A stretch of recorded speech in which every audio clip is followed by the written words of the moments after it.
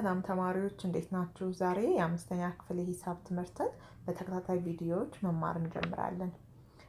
በዚህ ምዕራፍ የምንማረው አንደኛው የጂኦሜትሪ ምስሎችን ማስላትና መገንዘብን፣ ሁለተኛው የአንድን የስፋት ምድብ ወደ ሌላ የስፋት ምድብ ስለመለዋወጥ፣ ሶስተኛው ደግሞ ካሬና ሬክታንግል ስፋት መለካትና መፈለግን ትማራላችሁ።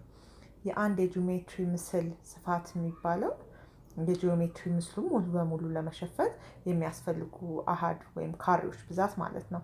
አሁን እዚህ በምስሉ ላይ እንደምትመለከቱት ምስል 1.1 ላይ 9 ካሬዎች አሉ። ስለዚህ ይህንን ካሬ ለመሸፈን ወይም የጂኦሜትሪ ምስልን ለመሸፈን 9 ካሬዎች ያስፈልጉናል ማለት ነው። ካሬ ማለት አራቱም ጎኖች እኩል የሆኑ የጎን አራት ምስል አይነት ነው። አሁን ይሄ ላይ ምስል 1.1 ላይ እንደምትመለከቱት አራቱም ጎኖቹ እኩል ናቸው ማለት ነው።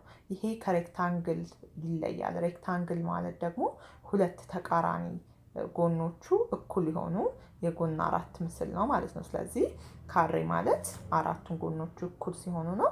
ሬክታንግል ማለት ደግሞ ሁለት ተቃራኒ ጎኖቹ እኩል ሲሆኑ ነው ማለት ነው። ስለዚህ ይሄው እዚህ ጋር አሁን እንደነገርኳችሁ ካሬ ማለት አራቱም ጎኖቹ እኩል የሆኑ የጎን አራት ምስል ነው። ሬክታንግል ደግሞ ሁለት ተቃራኒ ጎኖቹ እኩል የሆኑ ናቸው ማለት ነው። ስፋትን እንዴት ነው እንትን የምንለው? አሁን የካሬ ስፋት ከምስሉ እርዝመት ጋር እንዴት ይዛመዳል? ስፋት ማለት እርዝመት ሲባዛ ወርድ ማለት ነው። ስለዚህ እርዝመት ማለት የአንድ ምስል ወይም እኛ በቁማችን ስንለካ ማለት ነው። ወርድ ደግሞ ወደ ጎን ያለው ማለት ነው። ስለዚህ ስፋት ማለት እርዝመት ሲባዛ ወርድ ማለት ነው።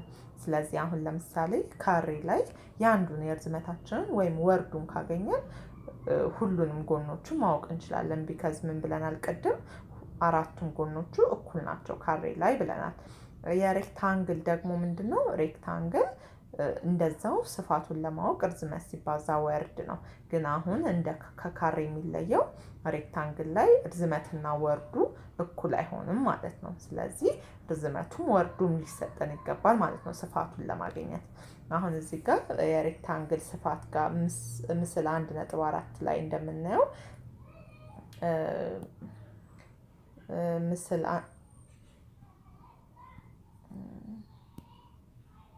1.4 ላይ እንደምናየው ስፋት እኩል ይሆናል እርዝመት ሲባዛ ወርድ ነው ብለናል አይደለ? ስለዚህ እዚህ ጋር አሁን ምሳሌ 1 ላይ ምንድነው እርዝመቱ 5 ምድብ የሆነ ካሬ ስፋቱ ስንት ይሆናል ይላል።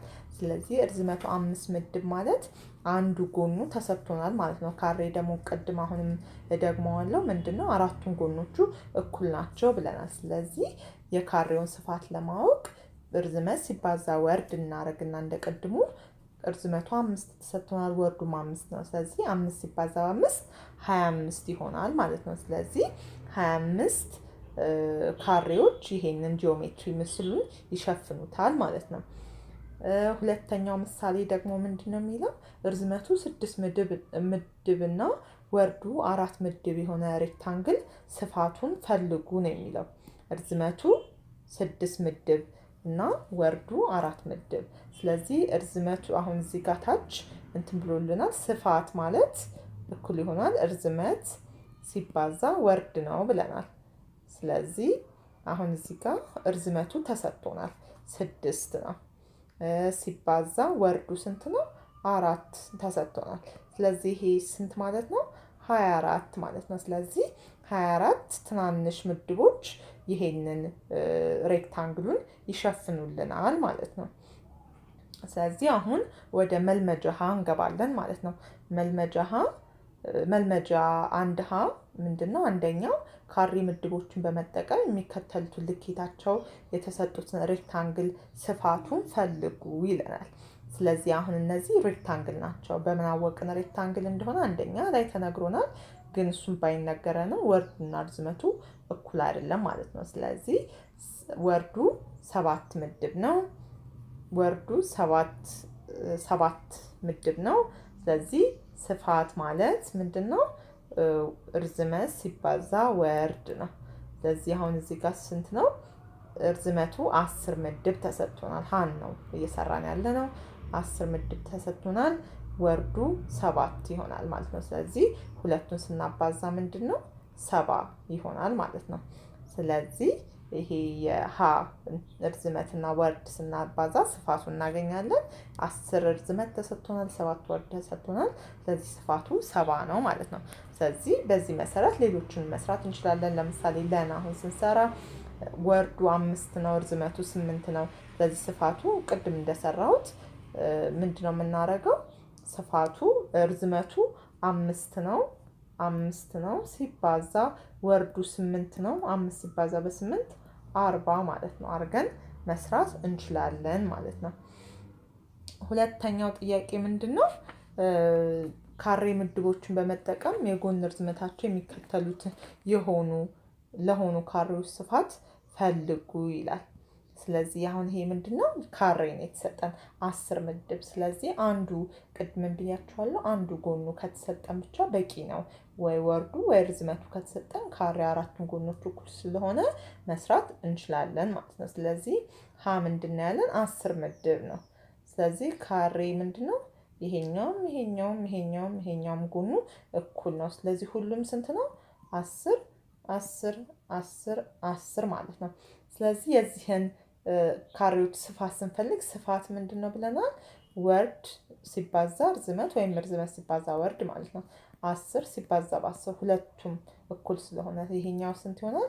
100 ይሆናል ማለት ነው። ሌላኛው አሁን እዚህ ጋር ሌላ ምሳሌ አንደኛውን ብንሰራ ደግሞ 8 ሲል 8ም እንደዚሁ ምንድን ነው የሚሆነው?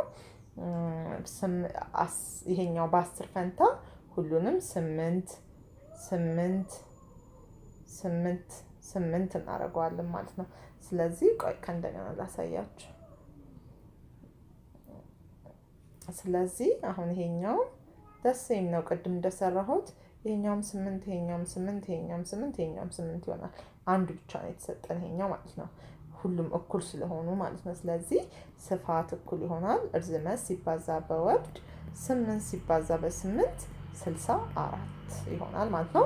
ሌሎቹን ሁለቱን ቀላል ስለሆኑ እናንተ ስሯቸው ማለት ነው። እሺ ሶስተኛው ላይ ምንድን ነው የሚለን? የእያንዳንዱ ምስሎች የተከተሉትን ወይም የተቀቡትን እኩል ካሬዎች ክፍሎችን በመቁጠር ከዚህ በታች ከሀ እስከ ሰ የሚገኘውን የቁጥር ስፋት ምድብ ፈልጉ። ግማሾቹን ወይም ትናንሽ የካሬዎች ክፍሎች በመገመት ጨምሩ ነው የሚለን። ስለዚህ አሁን እዚህ ጋር ምንድን ነው? አሁን ይሄኛው ስንት ሙሉ ካሬዎች አሉን? ይሄኛው አለን ሙሉ ነው። ይሄኛው ሙሉ ነው። ይሄኛው ሙሉ ነው። ይሄኛው ሙሉ ነው። ስለዚህ 4 ሙሉ ምድብ አለን ማለት ነው። ምድብ እሺ 4 ሙሉ ምድብ አለን። ከዛ ሌሎች እነዚህ አሉ። እነዚህ ገና አልተነኩም። ስለዚህ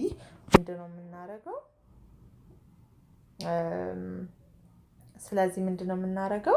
አሁን ይሄኛውና ይሄኛው አሁን ይቺ ቦክሷ ወደዚህ ስትመጣ ይችን ፉል አያሟላትም።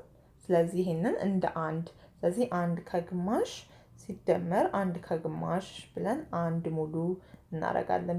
ምክንያቱም 1 ከግማሽ እና 1 ከግማሽ 2/2 2 በ2 ነው የሚሆነው። ይሄኛው ስለሚጠፋ 1 ሙሉ ይሰጠናል ማለት ነው። ይሄኛውና ይሄኛውም ሴም ቲንግ ግማሽና ግማሹ 1 ሙሉ ይሆናል። ይሄ ግማሽና ግማሹ 1 ሙሉ፣ ግማሽና ግማሹ 1 ሙሉ፣ ግማሽና ግማሹ 1 ሙሉ። ቅድም 4 ሙሉ አግኝተናል መሀል ላይ። እነዚህም 4ቱ ሲጨመሩበት 4 ይሆናል። ስለዚህ 4 ሙሉዎች ስንት ይሆናሉ? 4 ሲደመር 4 እኩል ይሆናል 8 ማለት ነው። ስለዚህ 8 ምድብ ሸፍኖታል ሀን ማለት ነው።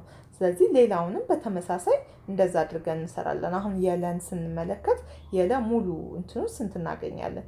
1 2 እናገኛለን። 2 ሙሉ ቆይ ላጥፋና